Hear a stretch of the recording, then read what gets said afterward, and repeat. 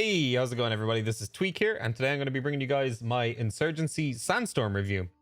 For those of you out there watching this video that may not have heard of Insurgency Sandstorm, I'm going to read you guys a little snippet from the Steam store page that gives like a little synopsis of the game. So, Insurgency Sandstorm is a team-based tactical FPS based on lethal close quarters combat and objective-oriented multiplayer gameplay. Sequel to the indie breakout FPS Insurgency, Sandstorm is reborn, improved, expanded, and bigger in every way. Experience the intensity of modern combat where skill is rewarded and teamwork wins the fight.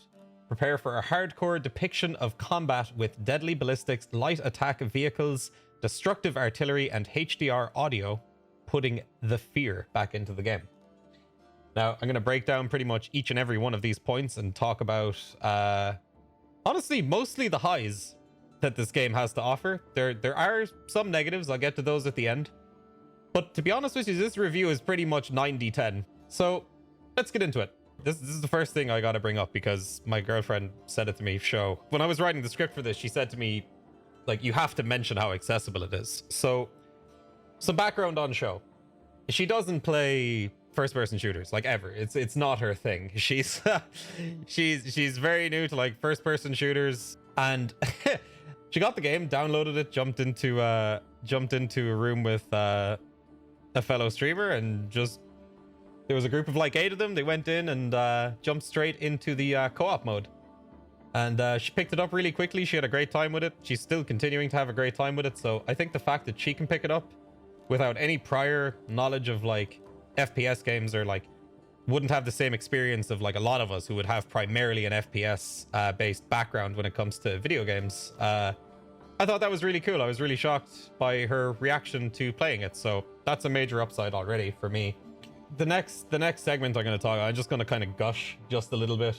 Sandstorm is like an incredible experience. Like, to play that game for the first time, you get in there, say you're playing a solo game, you decide just want to get immersed. You know, you can turn the team VoIP off if you want. If you just sit there and listen to the game without any distractions, it took me a while to realize this because obviously I stream while I'm playing the game primarily, and I'm talking to Chad and Joey and be listening to music maybe sometimes, but like when you're solo and you're just focusing on the game and you're just listening to what's going on around you, the audio design in this game is phenomenal. I can't gush over this enough.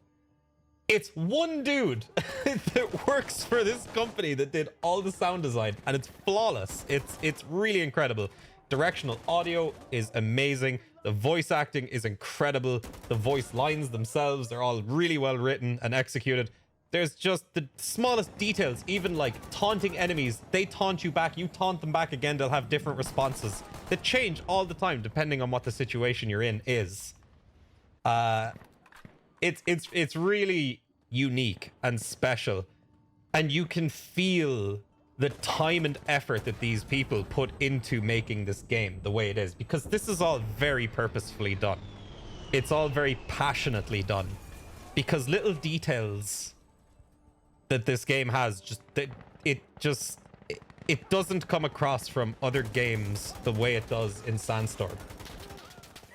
On top of all of that, in my opinion, it's one of the best shooting platforms that's been released in recent years. Like, the gunplay is incredible. It, like, every action you take in that game, it has weight to it. A lot of games don't have that. You'll pick up a gun, you'll be shooting it, it'll be whatever. Like, in Sandstorm, you can almost feel them kicking. And when you're like reloading and the way your operator pushes the mags out of his gun, it feels like there's weight to those magazines, because there is. Just the recoil, the way the guns change performance-wise depending on what attachments you're using. It's great. The shooting is incredible. It takes time to get used to. It's accessible for new players. Older players will be rewarded. You know, people who've played other FPS games kind of understand how most of this works with regards to, you know, controlling recoil. But there's stuff there to be learned for even old dogs, which is cool. And I really like that about this game. So some of the little things here, like the immersion, just some finer details, like you can jump on grenades. to save your teammates from taking damage. Say somebody throws a grenade into a room and you go dive on it, you'll die. To save all your teammates, though. It's little touches like that, you know what I mean? Like breaching doors. Depending on how fast you're running at the door, it changes what happens. Will it get booted down, or will you just break through it, or you slow up to it? You know, you slowly open the door, and if you position yourself in front of the door, you can kind of crack it open a little bit and look through it. Like, I really like stuff like that. The magazine retention, you load in, you've got a certain amount of magazines. If you choose to speed reload them, well, guess what? They're gone. You know, you've dropped those, you've moved on. But if that was almost a full mag and you combat reloaded that, you speed reloaded that, it's gone, man.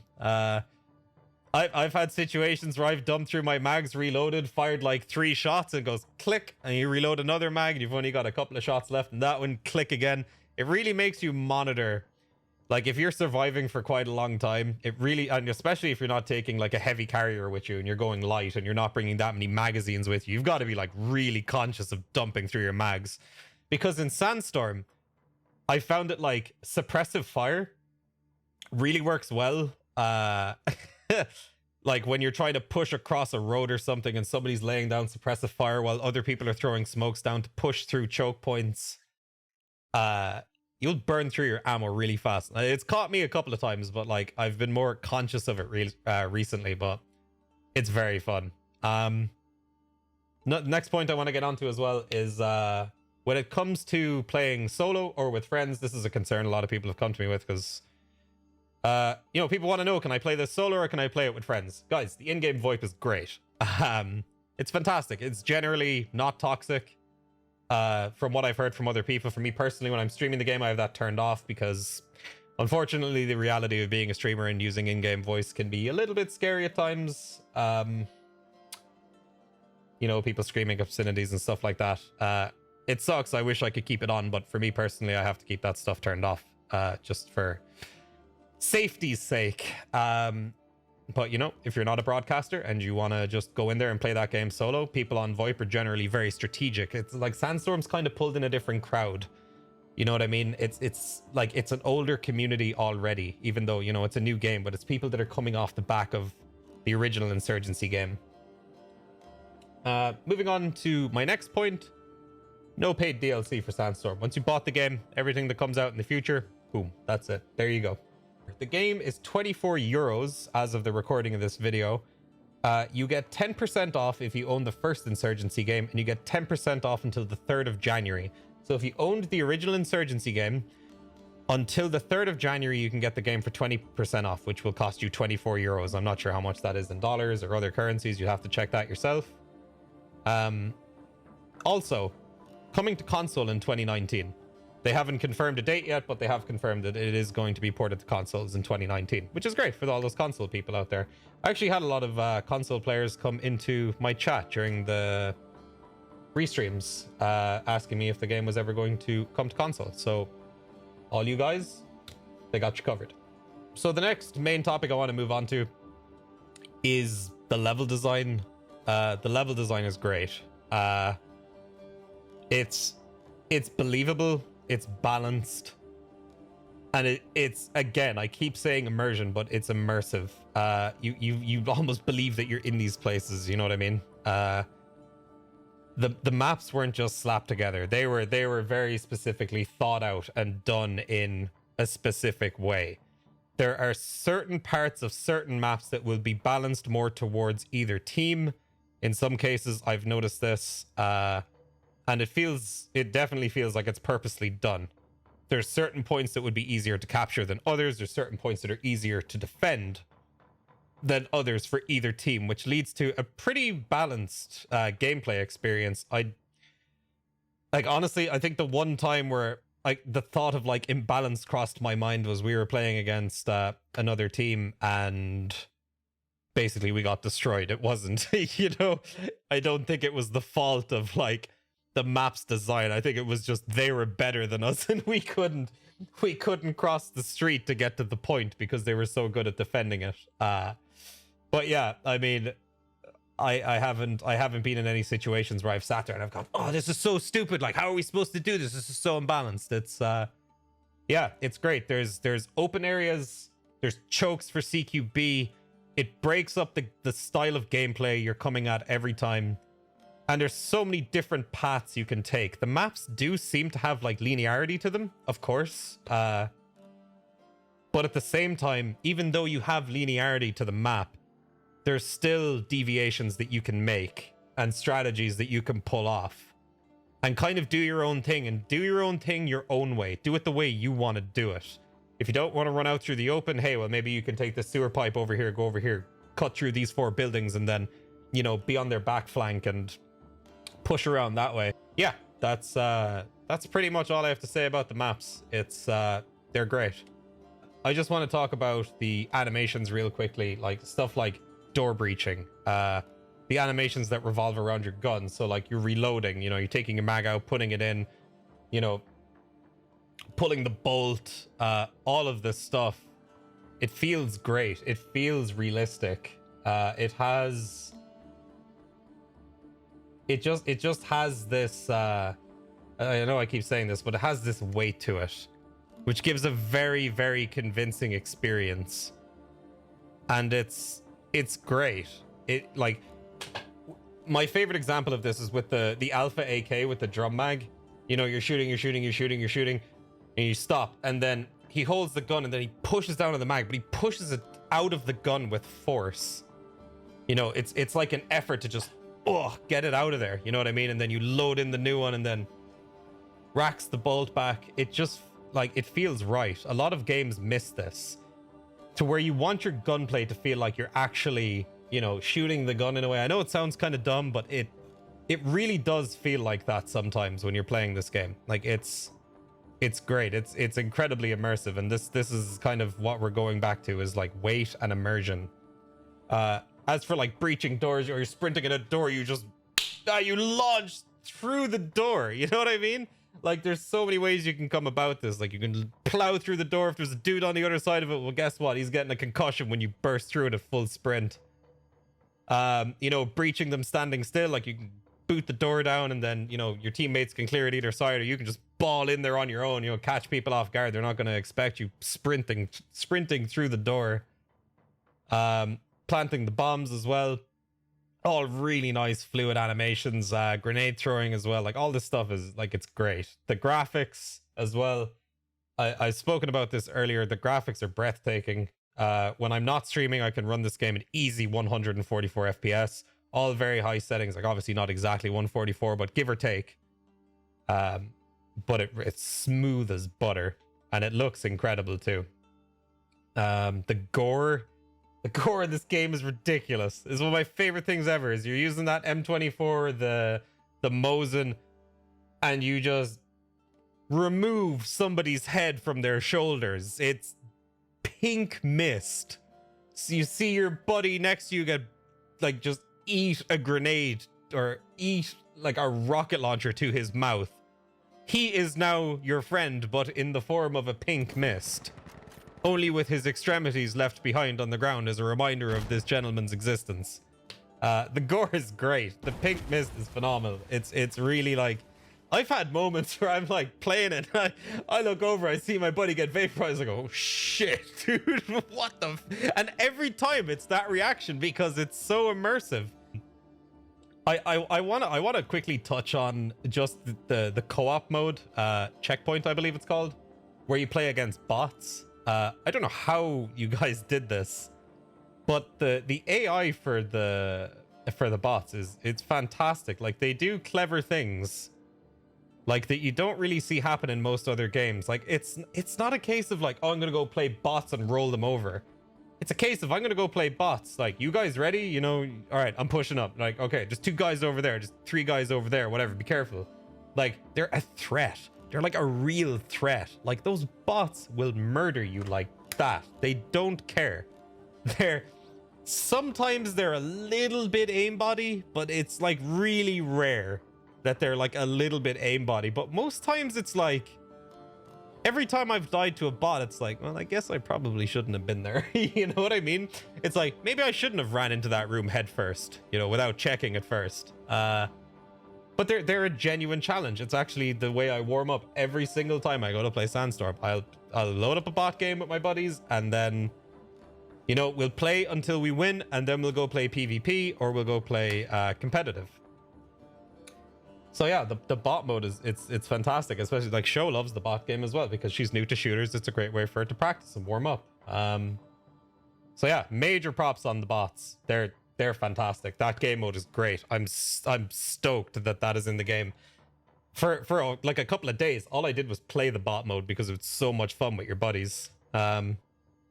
I just want to touch on competitive as well real quick. The firefight mode. I played it for the first time today. It is so intense. Like it's one of the more intense competitive experiences I've had playing like a competitive FPS. Just because there's a lot of decisions and there's a lot of like micromanaging going on with a small 5-man team when you're playing an objective-based game mode. So, for example, today, my role was in most games was I would defend the point closest to our spawn. And I would sit there and defend that as best I could. While the rest of my teammates would split off. Generally, 4 of them would go push B. If they won the firefight, fair enough. If they lost the firefight, I'm kind of in the shit holding A on my own because now I have to go cap a point in order to respawn my teammates. And that led to some like really intense moments today where it was like win or lose between a couple of seconds of being able to capture this or lose it, or lose the 3rd point, or being in a stalemate with somebody at the last minute trying to, you know, grab the last objective. So when the timer runs out, we actually win. But the timer resets or it stays at 0 while you're at stalemate. So it's quick, and I feel like the amount of rounds that you have to win is good. So you have to win. It's best of sorry, you have to win 5 rounds, or you can go 4 for 4 and win the last round and get the win. And the rounds last just long enough to where you still keep that intense gameplay aspect of it without it ever really getting boring, because every round changes, your strategies change. All 4 of you might, or all 5 of you might do something weird and push to the other side of the map and grab their point first and then work backwards to B in the center of the map. It's really good. I wasn't expecting it to be that good, or I wasn't expecting to sort of enjoy it as much as I did, but I think it's something I'm going to play a lot more of in the future and get like a 5-man, you know, dedicated team together for it. All right, so the next point I'm going to get onto is the hit reg and the server performance. I don't really need to say much else other than it's perfect, pretty much. Me personally, I haven't had any issues with hit reg. Server performance has been fine. I've never really experienced any lag. I don't know how this happens. I don't know how this works, but keep it this way. Don't change it. It's great.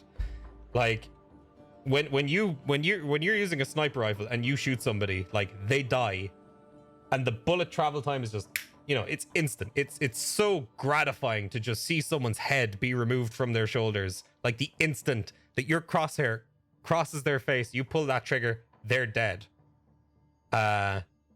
You're shooting somebody down, you're spraying a group of people down, you see all the bodies falling individually. Like it's great. The hit reg is great, the server performance is great. I haven't really experienced any lag myself or any hit reg issues.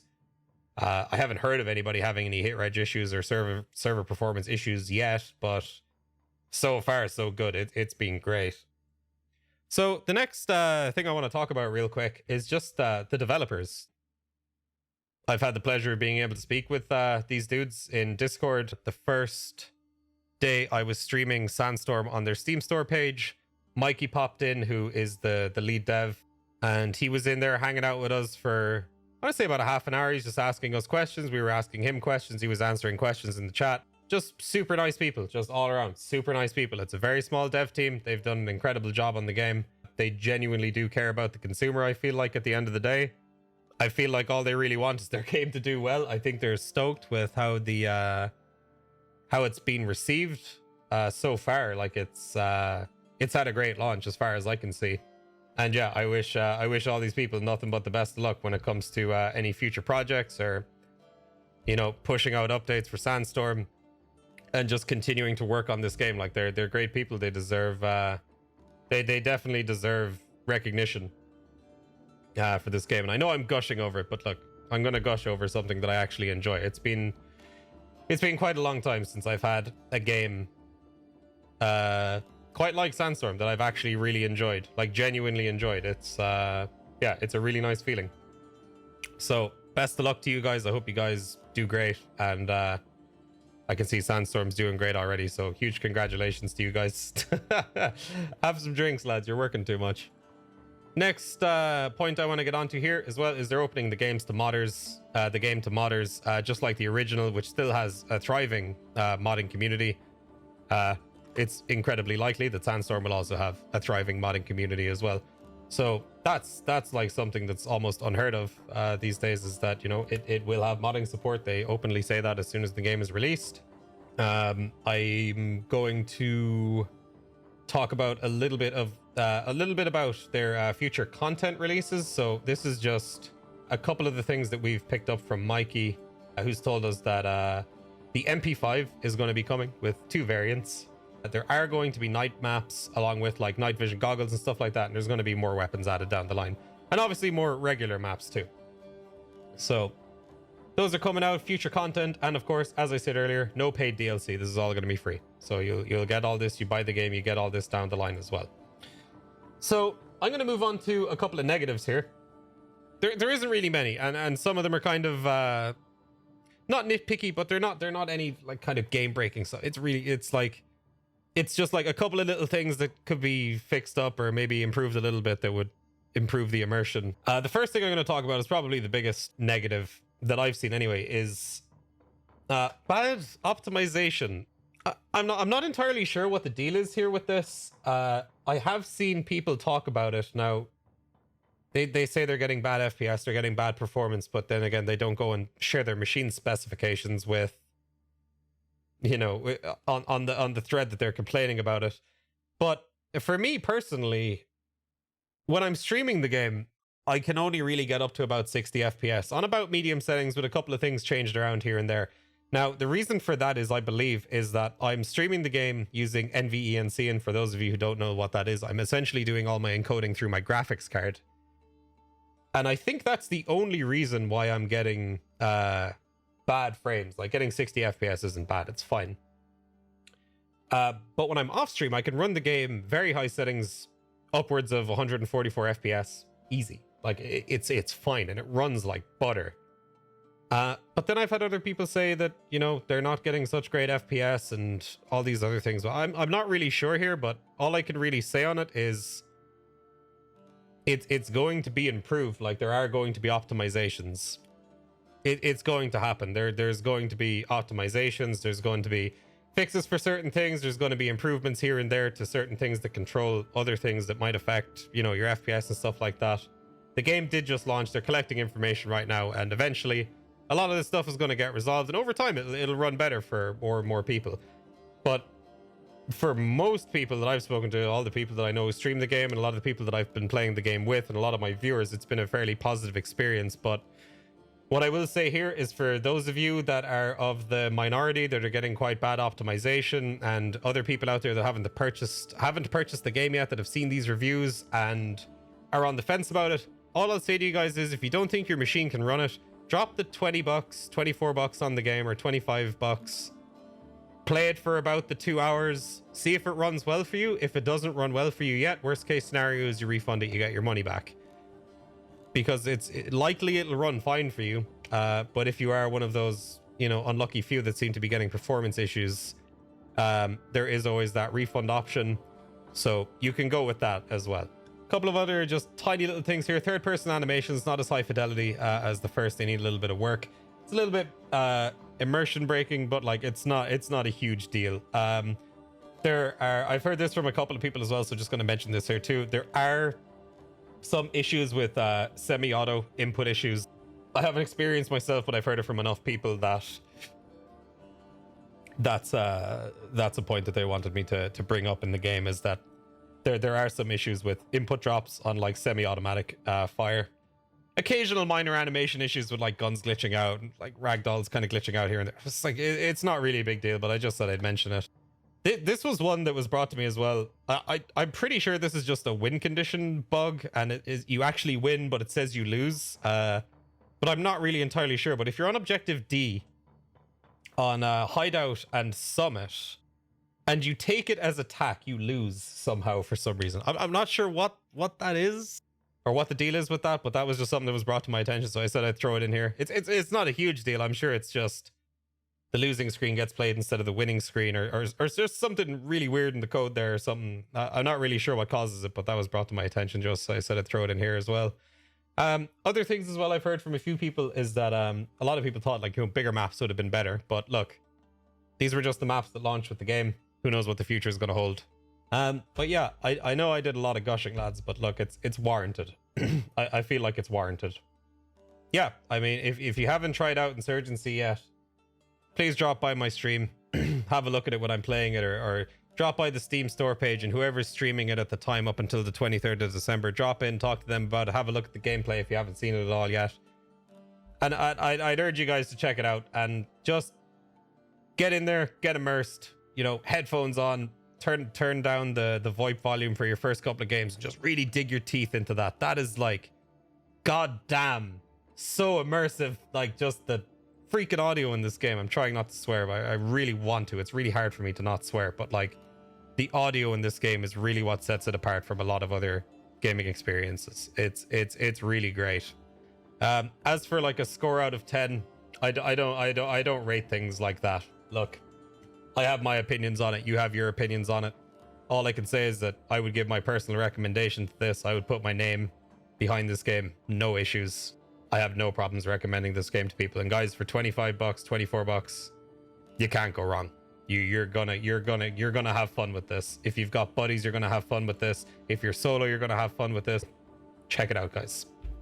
So thank you guys for watching the review. I hope you guys found it helpful. If you have any more questions about the game, leave a comment. And yeah, if you want to come hang out on the Twitch stream, it's twitch.tv/TweaK. And I'm live there pretty much 7 days a week. So I started around 7 or 8 p.m. UK time, and then I go into whatever time I'm too tired to carry on streaming. So guys, thanks for listening. I hope you guys check out Sandstorm. I hope you guys are enjoying the game as much as I've been, and I'll catch you all on the next video. Peace.